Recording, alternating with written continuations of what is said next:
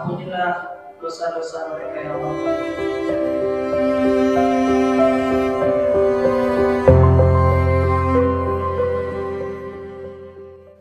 Bismillahirrahmanirrahim. Assalamualaikum warahmatullahi wabarakatuh.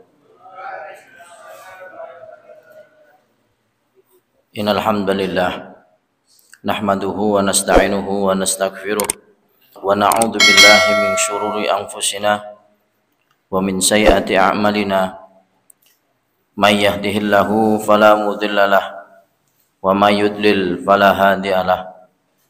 Asyhadu an la ilaha illallah al-malikul haqqul mubin wa asyhadu anna Muhammadan abduhu wa rasuluh shadiqul wa'dil amin.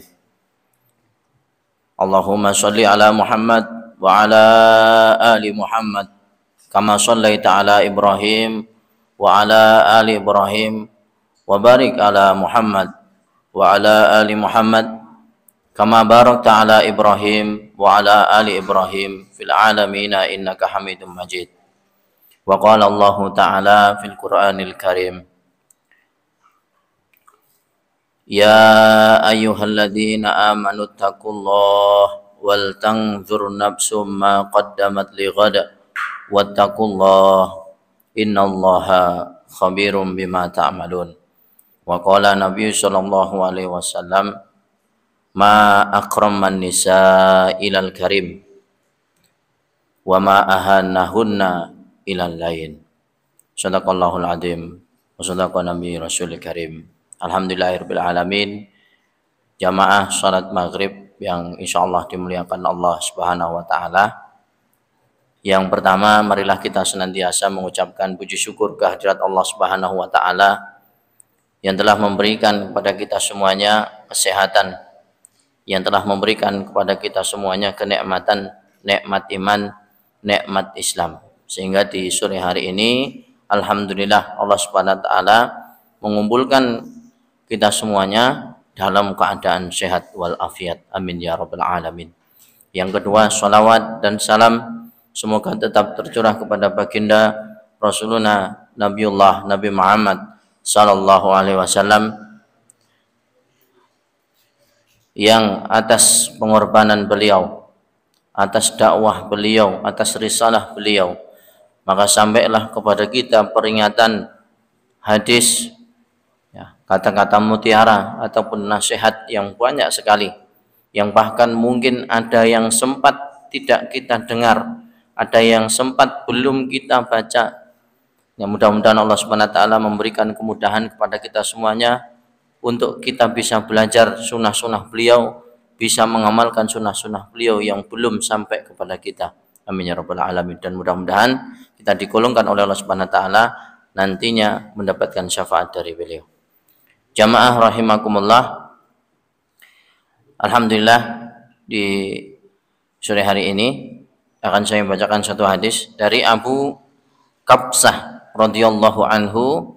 Dari Nabi Shallallahu Alaihi Wasallam, beliau bersabda, sesungguhnya dunia hanyalah diberikan untuk 4 orang. Ya, yang pertama adalah hamba yang Allah berikan ilmu dan harta, kemudian dia bertakwa kepada Allah dalam hartanya, dengannya ia menyambung silaturahmi, ia menyadari bahwa dalam harta itu ada hak Allah. Inilah kedudukan yang paling baik di sisi Allah. Jadi orang yang pertama adalah diberikan ilmu dan harta. Ya. Pinter ilmu agama, pinter sugih dunyane. Yang kedua adalah hamba Allah yang diberikan ilmu namun tidak diberikan harta. Dengan niatnya yang jujur, ia berkata, seandainya aku memiliki harta, aku pasti mengerjakan seperti apa yang dikerjakan si fulan. Maka dengan niatnya itu, pahala keduanya sama. Ya, pahala keduanya sama. Kemudian yang ketiga, hamba Allah yang diberikan harta, namun tidak diberikan ilmu. lalu ia menggunakan hartanya dengan sewenang-wenang tanpa ilmu, jelas ya, tidak bertakwa kepada Allah dalam hartanya, tidak menyambung silaturahmi, dan tidak mengetahui bahwa dalam harta itu ada hak Allah, dan ini adalah kedudukan paling jelek di sisi Allah ya. Jadi yang pertama, dia punya ilmu juga punya harta, maka bisa membelanjakan hartanya di jalan Allah. Yang kedua, dia punya ilmu ya, akan tetapi oleh Allah Subhanahu wa taala tidak diberikan harta ya, otomatis dia bersabar atas keadaan dalam dirinya. Dan yang kedua, berangan-angan saja, seandainya Allah Subhanahu wa taala menitipkan kepadaku ya harta, maka akan aku belanjakan sebagaimana si fulan ya, sebagaimana kemungkinan yang pertama. Kemudian yang terakhir, tidak diberikan ilmu, lalu kemudian oleh Allah Subhanahu wa taala diberikan harta ya.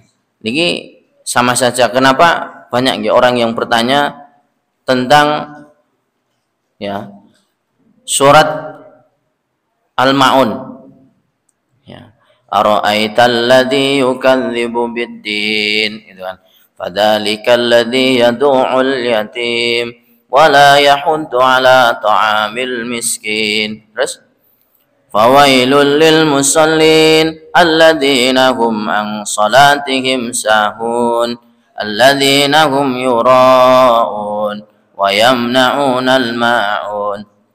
Ya, ada yang pernah melihat film Sang Pencerah Kiai Ahmad Dahlan ya, itu dalam filmnya salah satunya, Kiai saya mau tanya, dan bagus pertanyaan itu, kemarin lusa ya, kemarinnya lagi ngajinya surat Al-Ma'un terus, kok nggak pindah-pindah?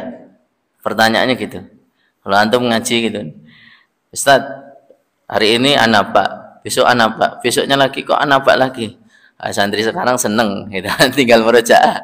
Tapi kalau ya santrinya Kiai Ahmad Dahlan gitu kan, kok ini Al-Ma'un terus, sama seperti saat Sayyidina ya, sahabat Abu Bakar gitu aja. Sahabat Abu Bakar ditanya pada Rasulullah, Abu Bakar ya, kenapa hafalanmu tidak bertambah-tambah? Ya, dikala itu sahabat Abu Bakar menghafalkan surah Al-Baqarah. Ya Nabi, ya Rasulullah, ya, ditanya seperti itu, lantas Abu Bakar menangis. Ya, aku belum bisa mengamalkan apa yang ada di surah Al-Baqarah.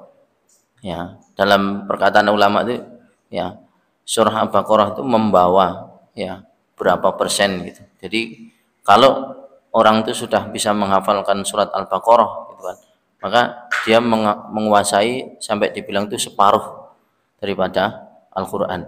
Jadi berat amanahnya yang di dalam surah Al-Baqarah itu, seandainya dijadikan sebagai pedoman, itu wis berat sekali ya untuk kehati-hatian umat.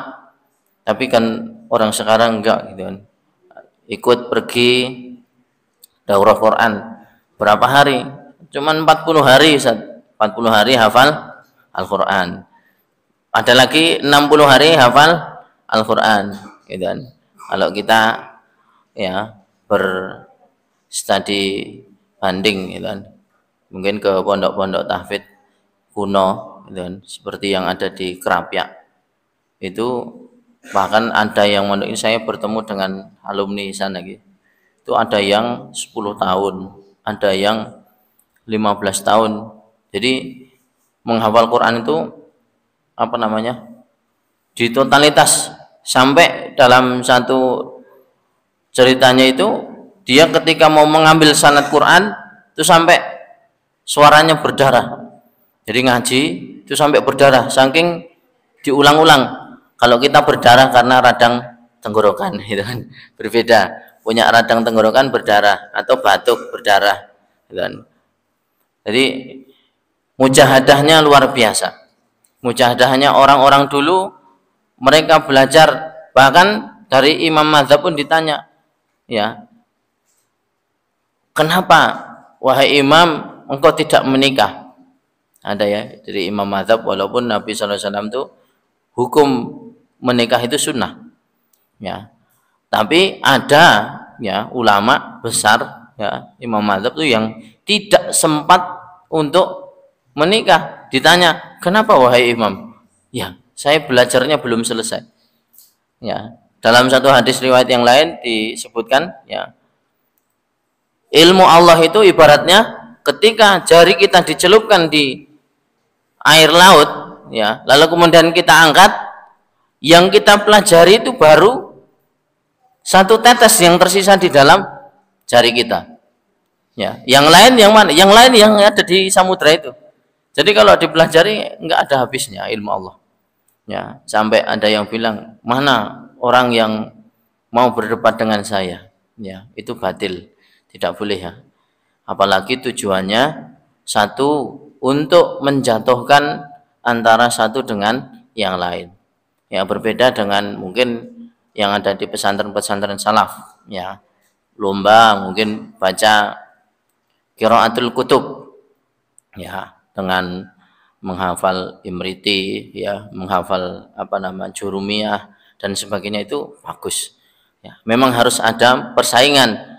Ya, tapi nek debatnya digunakan untuk menghancurkan satu dengan orang lain, mengolok-olok satu demi yang lain, itu tidak dibenarkan. Ya. Jamaah rahimakumullah. Maka sesungguhnya ya kita yakin ya dengan hadis yang kita bacakan ini, seandainya aku memiliki harta, aku pasti mengerjakan seperti apa yang dikerjakan fulan. Dengan niatnya itu keduanya mendapatkan dosa yang sama. Ya. Jadi harta tanpa ilmu ya, bahkan orang itu pasti akan tersesat. Tapi nek masih mending orang yang punya ilmu tidak mempunyai harta, maka dia akan diselamatkan. Laparnya ya, dahaganya itu dengan ilmu dan insya Allah berpahala. Ya. Beda dengan orang yang punya harta tidak punya ilmu. Yang dibawa hartanya siapa, yang dibelanjakan untuk apa? Ya, bisa tersesat. Ya. Tapi yang kita berdoa kepada Allah Subhanahu wa taala, ya, jadilah umat muslim ya, berdoa kepada Allah ya. Dulu saya pernah bertanya, Kiai, ya, kowe ndongane piye le pas sijik jadi santri? Ya, saya masih ingat, ya Allah, ya berikanlah kemudahan saya dalam menghafalkan Al-Qur'an dan jagalah hafalan saya sampai mati. Doane ngoten niku Pak, ndak dino Pak. Sakniki santri ditambahi dongane. Ya. Aja ming njaluk ngapal Quran, ya, diparingi hafal Quran sak isine, paham isinya, kemudian dijadikan orang kaya. Enggak apa-apa berdoa sampai sekarang. Ya. Jadi ulama-ulama terdahulu itu ya, jadi berdoa itu bukan karena sifat riya ya. Kita memohon kepada Allah, minta, ya Allah, berikanlah ya saya ilmu yang bermanfaat. Ya. Berikanlah petunjuk, kemudahan saat saya menghafalkan Al-Qur'an dan memahaminya. Yang terakhir, minta menjadi orang yang kaya. Ini untuk anak-anak santri semuanya. Doakan anak kita seperti itu. Karena Pak, sekarang ya, pinter isik kalah karo wong sugih. Tenan. Ya. Karena penting juga setelah beberapa kali setelah dibanding, wah lah dongomu kleru le. Ya. Jadi saat sekarang itu kula mboten sugih-sugih to Yai. Lah dhisik dongomu piye? Ya, dongane supaya hafal Quran, dipahamkan isinya, tok berhenti di situ. Maka sekarang kita rubah. Ya, saya sampaikan. Ya, upung dereng kasep, kita berdoa kepada Allah. Ya, dipahamkan ilmu Allah, ya, ilmu agama Allah dan diberikan kekayaan untuk berdakwah. Sama seperti sahabat, Pak. Ya, masih ingat ya, ada satu sahabat yang waktu itu umat Islam mengalami kekeringan. Kabeh sahabat siapa namanya? Sahabat Abu Bakar, Umar. Wah, iki membidik satu sumur miliknya orang kafir, miliknya orang Yahudi. Ya. Kalau orang Islam mau mengambil air dari sumur itu, maka dia harus beli. Ya, misalnya seamber 20.000. Ya, 1 galon 5.000. Setiap hari, padahal tinggo adus, tinggo masak, tinggo nyuci, tidak ada sumber mata air kecuali itu. Ya, terdengar ke siapa? Abdurrahman bin Auf. Wah, gemen-gemen ya Abdurrahman bin Auf. Akhirnya negosiasi dengan orang Yahudi. Wahai orang Yahudi, sumurmu tak tukune wae. Ya, 2 kali lipat harganya. Ini dulu kamu beli berapa? 500 juta. Tak tuku 1 M. Wah, tak punjuli 200.000. Misalnya, sudah dibeli 2 kali lipat, diberikan tambahan. Wah, ora oleh. Wong iki sehari wae bisa dapat 1 juta, 2 juta, 3 juta. Ya, akhirnya dari dihitung-hitung, pikirkan tawaran saya dulu. Pertama kali gitu. Ya, akhirnya beberapa minggu kemudian datang lagi ke situ. Wahai fulan, gimana tawaranku kemarin? Kalau enggak, ya, saya ingin nenek orang leh di tuku. Sekarang saya minta waktu 1 atau 2 hari lah dikontrak. Ya, piro kontraknya? Ya, kalau 1 minggu itu ada 7 hari, dia ngambil hari Sabtu dan Ahad. Ya, pas perainan. Itu akan aku bayar nanti biar umat muslim mengambil air di sini. Oh ya. Ya. Atau akan aku jual belikan juga, nanti keuntungannya akan kuberikan kepadamu. Ya, seperti itu, Pak. Akhirnya deal, dia tidak mau dibeli, tapi yang 2 hari itu dikontrak sama Abdurrahman bin Auf. Akhirnya sumurnya dibeli pas hari Sabtu sama Ahad khusus. Ya, Abdurrahman bin Auf menyampaikan kepada seluruh umat Islam, wahai umat Islam, tidak usah ragu-ragu lagi ketika mengambil air. Khusus hari Sabtu dan Ahad, semuanya gratis, boleh mengambil air sebanyak-banyaknya. Ya, tapi orang oleh rebutan, ya, harus ngantri, tertib. Nah, orang Yahudi ya bingung, waduh, dino Senin, dino Selasa, Rabu, Kamis, Jumat sepi, tidak ada yang membeli, ya, kecuali 1-2 mungkin, dan belinya hanya sedikit. Akhirnya didekati lagi sama Abdurrahman bin Auf. Ya, apa ditambah meneh, ya, tak tambah harinya lagi, atau ya sumur ini masih menjadi milikmu, akan tetapi dikontrak. Ya, akadnya seperti itu, Pak. Nah, ini sama tekniknya seperti orang-orang yang mungkin punya bisnis itu, Pak. Kadang-kadang dia mendekati di tuku oponese gitu, lama-lama ditolburin, akhirnya dijual semua. Ya, akhirnya pertama kali orang gitu kan. Saya cerita dengan orang-orang kampung yang dibeli tanahnya oleh Cina gitu kan. Awalnya juga cuma dikontrak dengan harga tinggi, terus akhirnya yang dikontrak itu yang paling depan, Pak. Belakangnya kan mati. Ya, misalnya yang berhadapan dengan jalan, ya saya cuma minta halaman depan ini, akhirnya dibuat minimarket, ya, supermarket dan sebagainya. Akhirnya yang belakang kan ketutup. Ya, atau diapit oleh 2, misalnya ada sawah 3, yang sebelah kiri sudah dibeli, sebelah kanan sudah dibeli, yang tengah-tengahnya wis Bu, ya, tuku pisan naik di sawah, ya, ini untungnya banyak, saya kasih harga yang tinggi. Akhirnya lama kelamaan juga dijual, ya. Nandure pari tukule dudu keteki.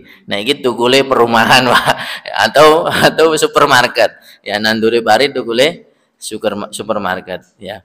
Jamaah rahimakumullah. Maka dari itu banyak ya sekarang dai, ustadz, kiai yang ini bukan masalah menilai atau bukan, karena memang sebenarnya ini adalah jawaban daripada doa-doa kita terdahulu. Ya, kalau orang tua kita mendoakan kita menjadi orang yang sukses, menjadi orang yang cerdas, ya. Tapi doanya orang tua apa, Pak? Cukup simpel. Allah wong tua yang penting diparingi sehat, umure dawa. Niku tok. Kadang-kadang orang tua itu mendoakan anaknya selangit, Pak. Makanya kula panjenengan sekarang yang jadi anak itu sebenarnya atas doa orang tua kita. Kalau kita ingat masa orang tua kita saat ditanya, nyoleh oleh berkat. Kalau di sini apa nggih?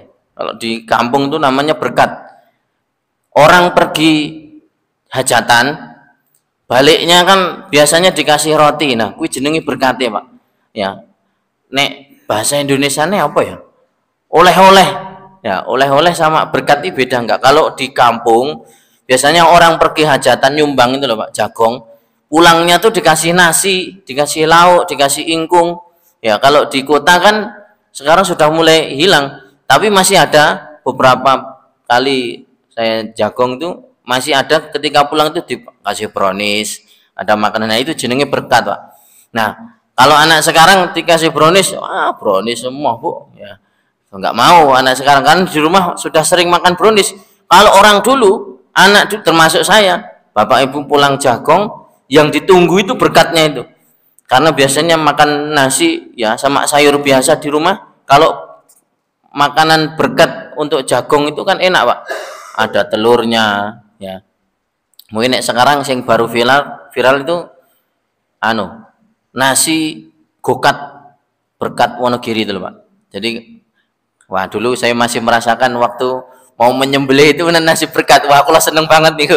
Wah, mau nyembelih sapi itu loh. Wah, ini kok ada nasi berkat. Saya keinget lagi masa kecil, bungkusnya godong jati kan gitu. Nah, ini itu makanan khas sana. Ya, makanan khas Wonogiri. Jadi ada nasi berkat itu. Wah, ini sebenarnya nggak enak sarapan, tapi karena sarapannya nasi berkat jadi keinget, Mas. Wah, ini nasi berkat ini. Seleranya tambah menggugah itu, ada cabai lombok hijaunya dan sebagainya itu kan, itu menggugah selera makan itu kan. Jadi itu yang dimaksud, pilih nasinya itu karena diharapkan ya, dikata ibu sudah makan ya, mungkin kita seorang anak waktu itu bertanya kepada orang tua, bapak ibu sudah makan ya, kadang-kadang berkat kan enggak telurnya cuman separuh atau satu ya, dibilang wis lagi tinggo kowe ya. Orang tua jadi pengen, Pak. Orang tua kita sebenarnya ingin makan, tapi dia menahan dirinya, gen gisine dimaem sama putrane, ya, supaya sesuk dadi wong pinter, jadi orang yang cerdas. Ya, ibu sudah makan, dia jawab pasti sudah. Dalam keadaan lapar pun ibu menjawab saya sudah kenyang. Itulah pengorbanan seorang ibu. Ya, apa kata Nabi? Tidak ada satu amalan pun yang bisa menyaingi kebaikan orang tua. Menyamai saja tidak bisa, apalagi melampaui. Ya. Bahkan di sekarang wonten konflik, ya, ibunya dimasukkan penjara. Ya. Belum lagi piro to pengorbanan orang tua. Sebenarnya dia sudah durhaka itu kalau bertanya gitu. Tanya, ibu emangnya pas ndadekne aku sekarang, ya, mungkin ada yang jadi hakim, ada yang jadi dosen, ada yang jadi polisi, ada yang jadi dokter. Setelah jadi dokter atau polisi atau yang lain, dia bertanya, kowe kok orang ngerti to karo wong tua? Kamu tidak tahu pengorbanan orang tua. Dengan enak anaknya bilang, jane pengorbananmu ya apa toh, Bu, Pak? Kok sampai segitu dengan saya? Sebenarnya kata-kata ini sudah melampaui ya batas. Itu sudah durhaka, Pak. Ya, tidak boleh. Karena dengan kita menjawab seperti itu, ya, orang tua kita akan merasa sakit hati yang sangat. Ya. Padahal ya nanti kalau saya berbicara seperti ini, mungkin anak-anak santri tidak bisa. Tapi kalau kita nanti sudah berkeluarga, dia punya anak, ya, gampangannya punya anak 2, dikasih ujian 1 panas demam itu loh, Pak. Itu pasti tahu. Ya, atau diare atau sakit apa yang kita juga sibuk dengan urusan kita, istri juga sibuk dengan urusannya sendiri, ya, akhirnya dipertemukan oleh Allah Subhanahu wa taala, dipaksa untuk di rumah gara-gara putrane sakit. Itu pasti akan keingat, oh ini toh pengorbanan orang tua kita. Putrane njaluk digendong. Apa-apa salah. Ya, apa yang kita lakukan ini sebenarnya salah. Kalah karo tangise anak. Ya. Padahal itu cuma 1. Saudara kita banyak, ada yang 8. Bisa 1 orang tua, anaknya kabeh dadi dokter, ya, kabeh dadi polisi, kabeh dadi tentara. Ya, sekarang terbalik. Ya, anake ming loro sambate ngarwara gitu kan. Sing panas lah, sing demam lah, sing gini, wis bingung. Tapi orang tua kita ternyata lebih sabar. Ya, lebih sabar menghadapi kita maksudnya. Ya, permintaan kita justru mesti lebih banyak daripada anak sekarang. Ya. Makanya dalam surah Al-Isra itu kan, kita dilarang untuk berkata apapun ketika orang tua ya sedang menasihati. Ya, dibilang dan sebagainya. Berapa kata yang kita ucapkan? Wis, kalau ada seorang tua kita yang marah, diam. Wis, diam saja. Didengarkan, hanya ucapkan, ya, saya mohon maaf, ya, seperti itu. Ya. Jadi itulah pengorbanan orang tua kita yang sangat besar. Mungkin sekarang kadang-kadang ketika ada anak santri, Tuhan dibilang pengganti orang tuamu di pondok ini ya Ustadz. Ya, pengganti orang tua yang kedua. Kalau di sekolah yang Bapak Ibu guru, orang tuamu yang pertama adalah orang tua. Ketika kamu dititipkan ke pondok, orang tuanya ya ganti ustadz yang ada di pondok, pengasuhnya siapa. Ya, maka berusahalah ya menjadi orang yang baik walaupun kita belum baik. Berkatalah yang baik walaupun kita masih belum bisa berkata-kata baik. Sehingga meminimalisir hati kita ini merasa atau berpikir berprasangka yang buruk, padahal sesungguhnya orang tua kita, guru kita, ustadz kita, atau siapapun yang lebih tua menasihati kita, itu sesungguhnya petunjuk dari Allah Subhanahu wa Ta'ala. Tidak ingin kita tersesat, tidak ingin melihat kita ini terlena dari jalan Allah Subhanahu wa Ta'ala. Jamaah rahimakumullah. Tadi hadis yang sedikit, kita masuk pada materi yang berikutnya adalah bab sholat. Ya. Pertama adalah hukum, hikmah dan keutamaan sholat. Hukum sholat sebagaimana yang kita kerjakan. Sholat adalah kewajiban dari Allah Subhanahu wa Ta'ala atas setiap mukmin. Allah Subhanahu wa Ta'ala memerintahkan sholat dalam lebih dari satu ayat dalam kitab Allah Subhanahu wa Ta'ala. Ya. Maka dirikanlah sholat itu sebagaimana biasa. Sesungguhnya sholat itu adalah kewajiban yang ditentukan waktu atas dan orang-orang beriman. Ya, sebagaimana yang saya tadi baca ya. Fa idza qadaytumus sholata fadhkurullaha qiyaman wa qu'udan wa 'ala junubikum. Fa idza tama'nantum fa aqimus shalah. Innas sholata kanat 'alal mu'minina kitaban mawquta. Sesungguhnya salat itu ditentukan waktunya. Ya.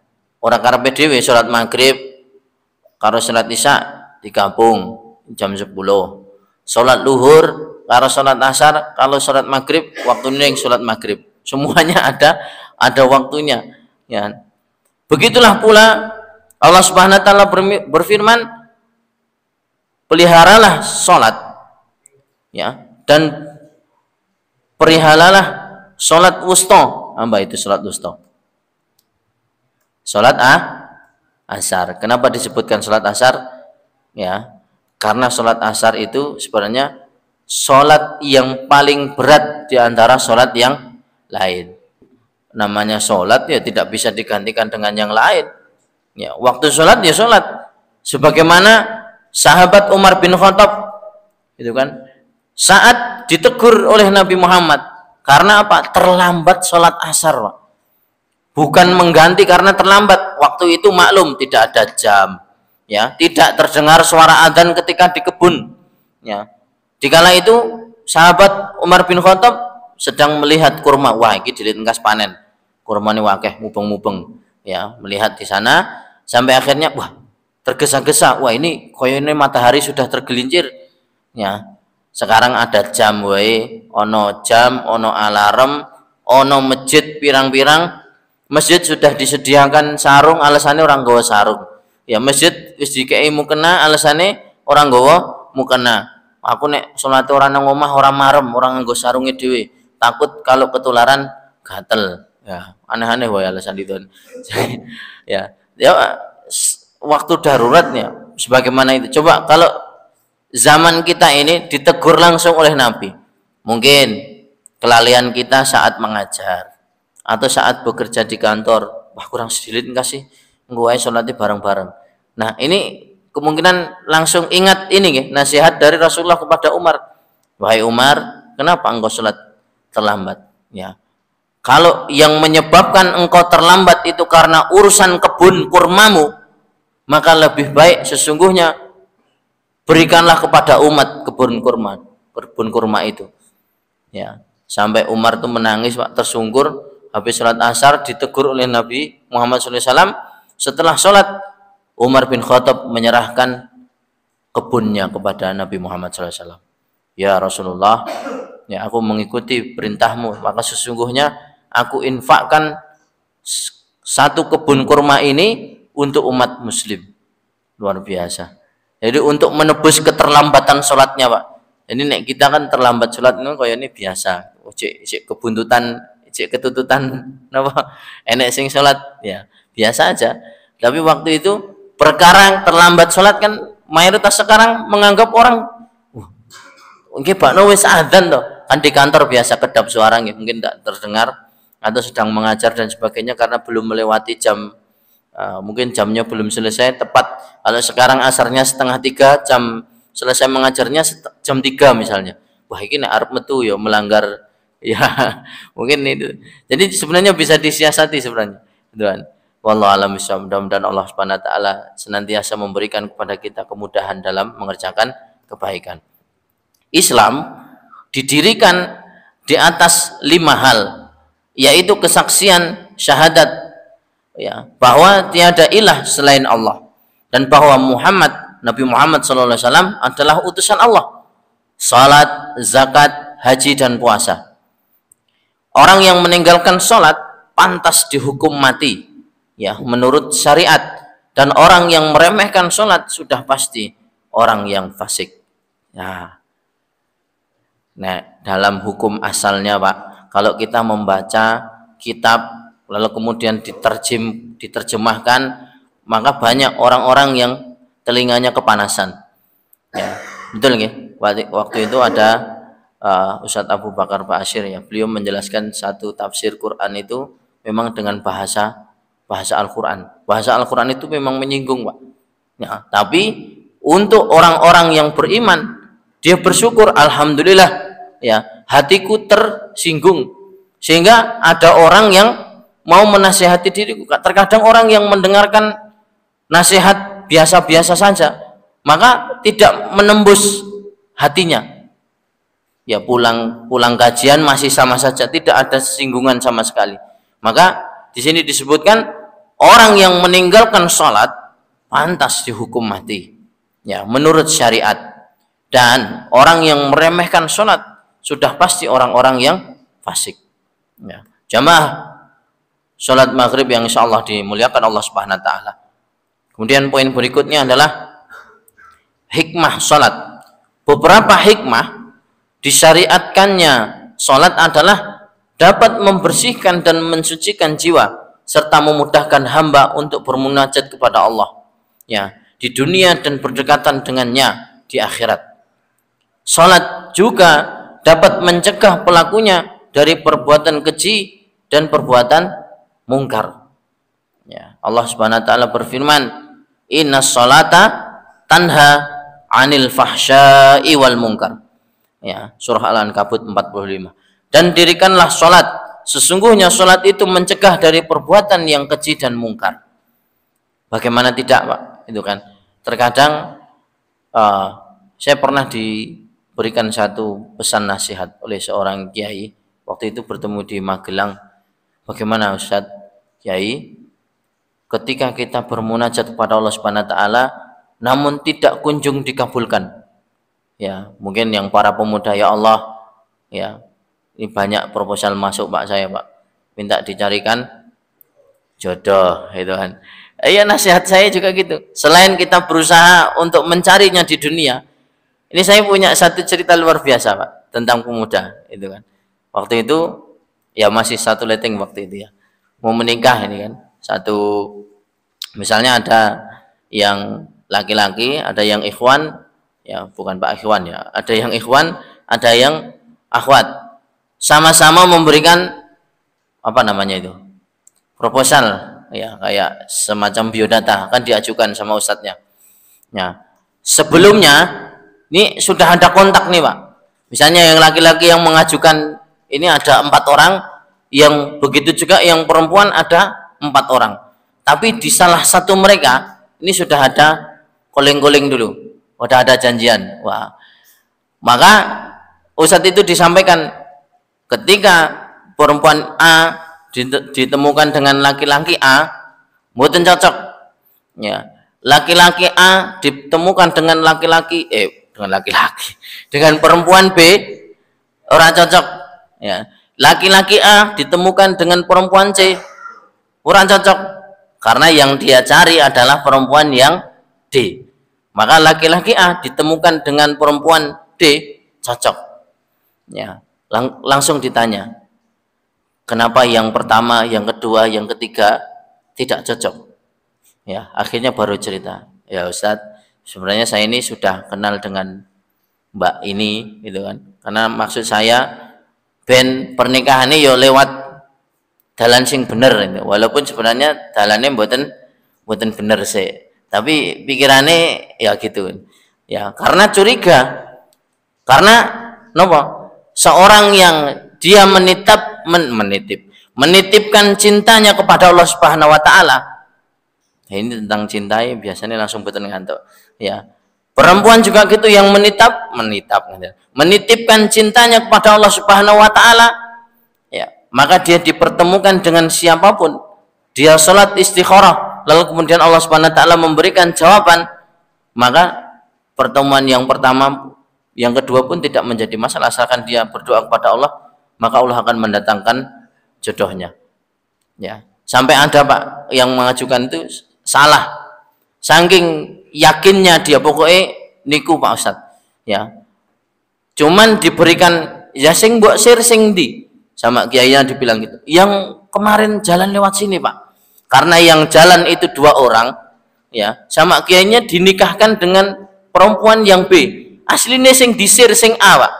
Ya, saat ditemukan duh kok kowe padahal ya, tapi karena dia sudah apa namanya beriktikad ingin menikah dengan niat yang benar, tidak masalah asalkan yang dinikahi perempuan, ya jangan yang sekarang ya laki-laki karo laki-laki, perempuan karo perempuan. Ya, baru belum ada 1 bulan yang lalu itu saya main ke pondoknya teman, lalu dibilang, Pak Ustadz, saya minta solusi kan.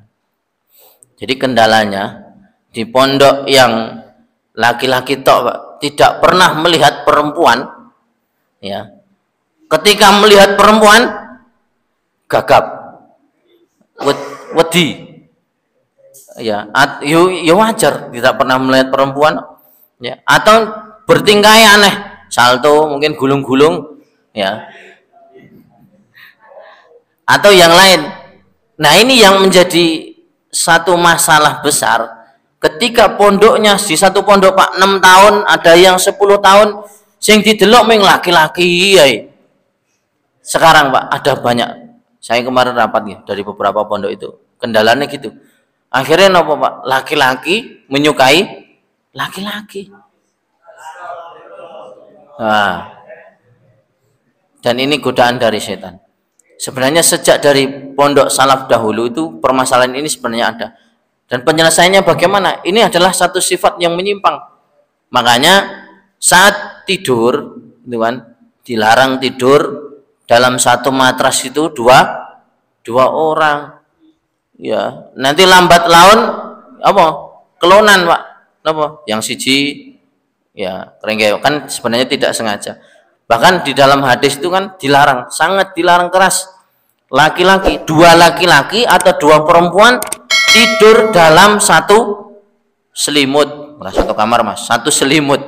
Kalau satu kamar tuh masih mending, ya tidak dilarang. Kalau satu selimut ini yang dilarang, ya laki-laki dengan laki, mosok ora oleh, makanya belajar gitu kan, ya tidak boleh.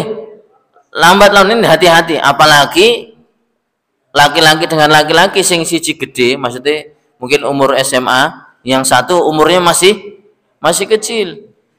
Ya, satu kamar aja ndak boleh sebenarnya. Ya, sing kelas telu ya melu kelas telu, sing kelas siji melu kelas siji. Ya, jadi kalau bisa seperti itu. Untuk apa? Untuk menjaga kita daripada godaan setan. Ya, kalau mereka tuh para setan, ya, para jin menggoda umat Islam, menggoda santri, menggoda siapapun, pemuda dan pemudi, kalau didapati dalam pondoknya tidak ada perempuan dan laki-laki, pusing mereka. Nah, harap digaduk nih sapa? Ya, karena dia tidak mendapati seorang perempuan atau seorang laki-laki dalam satu pondok itu, misalnya pondok ini laki-laki kabeh, perempuan kabeh, godane kan sulit.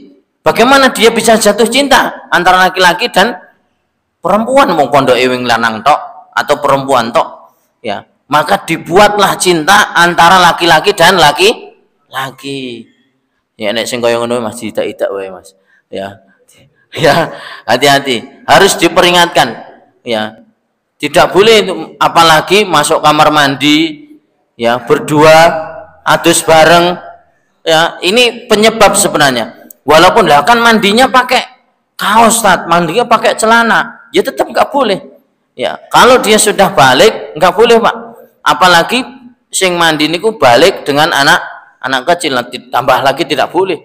Ya, karena dia dilarang, baik laki-laki atau perempuan dilarang melihat auratnya sesama laki-laki, itu dilarang. Ya, adik kakak aja nggak boleh, apalagi orang lain. Maka ini untuk menjadi kehati-hatian kita supaya tidak dijerumuskan oleh syaitan. Ya, saya yakin pasti ada. Ya, pasti ada. Ini beberapa pondok ini sudah menyampaikan apa namanya, Mas Husen. Ya. Harus menjaga hatinya. Karena sing didelok mboten enten perempuan, ndak ada perempuan, laki-laki pun jadi. Wah, jangan. Ya, ini malah penyakit ini, Pak. Harus disingkirkan. Banyak istighfar, banyak membaca. Maka sibukkanlah dengan Al-Qur'an. Ya, ini kendalanya pondok-pondok yang sudah besar itu seperti itu, sampai tidak terkendali. Perempuan menyukai perempuan, awalnya panggilannya apa? Kakak, Kak, belikan aku ini, Kak. Itu nek di pondok saya tak tempeleng, nggak boleh panggil kakak, saya bilang gitu.